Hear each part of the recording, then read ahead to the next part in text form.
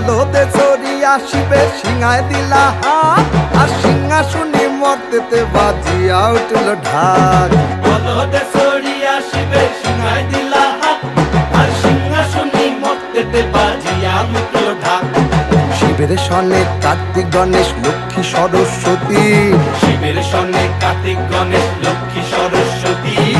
আশ্বিন মাসে বাপের বাড়ি আসেন ভগবতী আশ্বিন মাসে বাপের বাড়ি আসেন